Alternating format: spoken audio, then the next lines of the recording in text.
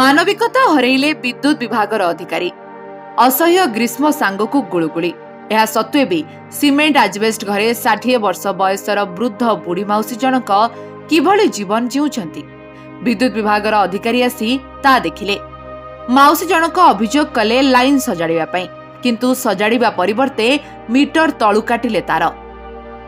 ସତରେ ଏମାନେ ଜଣେ ଜଣେ ମଣିଷ, କିନ୍ତୁ ଥରେ ବି ଚିନ୍ତା କରିନାହାନ୍ତି ଯଦି ଲାଇନ ତାରରେ ପାଣି ପଡ଼ି ଘର କରେଣ୍ଟ ହେଲେ କିଏ ଦାୟୀ ହେବ।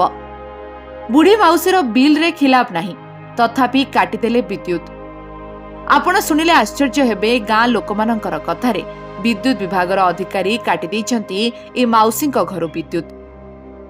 ତେବେ ଏଠାରେ ପ୍ରଶ୍ନ ଉଠୁଛି, ଏଠାରେ କିଛି ଭୁଲ ନଥାଇ 5 ଦିନରୁ ଅଧିକ ହେଲାଣି ବୁଢ଼ୀ ମାଉସୀ ଜଣକ ଅନ୍ଧାରରେ ଜୀବନ ଯାପନ କାହିଁକି କରୁଛନ୍ତି? ନିରୀହ ଆଦିବାସୀ ବହୁଳ ଲୋକଙ୍କ ଉପରେ ଚାଲିଛି ଏଭଳି ଜୁଲୁମ। ଲୋକଙ୍କ ଅଭିଯୋଗ ସବୁ ଜାଣି ତଦନ୍ତ ହେଉନାହିଁ କି ଦୋଷୀ ବିରୁଦ୍ଧରେ କାର୍ଯ୍ୟାନୁଷ୍ଠାନ ହେଉନାହିଁ। ଚାଲିଛି ମନମୁଖୀ ଶୋଷଣ। ଏ ହେଉଛି ନୟାଗଡ଼ ଜିଲ୍ଲାର ନୂଆଗାଁ ବ୍ଲକ ଅନ୍ତର୍ଗତ ଜାକେଡ଼ା ପଞ୍ଚାୟତର କୁଟିବାରି ଗାଁର ସୁକାନ୍ତି ବେହେରାଙ୍କ କଥା। ଆଗରୁ ପବନରେ ନଥିଲା, ଖୁଣ୍ଟରୁ ଖସିଥିଲା ଯେ ହେଇଟା ତମେ ସଜାଇବା କଥା ନା, ମିଟର ଆସିକି ବୁଝିଲେ। କୋଉଥିପାଇଁ ଏମିତି କାଟିଲେ? ମିଟର ତଳୁ କାଟିଛନ୍ତି? ହଁ, ହେଇଠି ତଳୁ କାଟି ଦେଇଛନ୍ତି। ମୁଁ କହିଲି କି ଆଉ ହେଇଠି ଟିକେ ଖୁଣ୍ଟରେ ଟିକେ ଦେଖିଦିଅ, ସେଇଟା ସଜେଇ ଦେଲେ କି ଇଆଡ଼େ ଲାଇନ ଆଇବ। ସେ ଚଢ଼ିଲେ ନା ଶୁଣି ପକେଇକି, ସେଠୁ ଆସିଲେ ଇଆଡ଼େ ଘରକୁ। ଆଉ ମୁଁ କହିଲି ହଁ ଆଇଲାଣି ବୋଲିକି କହିଲି।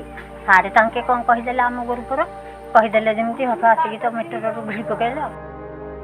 ଦେଖିବାକୁ ବାକି ରହିଲା କେବେ ବିଦ୍ୟୁତ ବିଭାଗର ଅଧିକାରୀ ତାଙ୍କୁ ନ୍ୟାୟ ଦେବେ। ଏ ବିଷୟରେ ବିଭାଗୀୟ ଜେଇଙ୍କ ମତାମତ କିଛି ବି ମିଳିପାରି ନାହିଁ।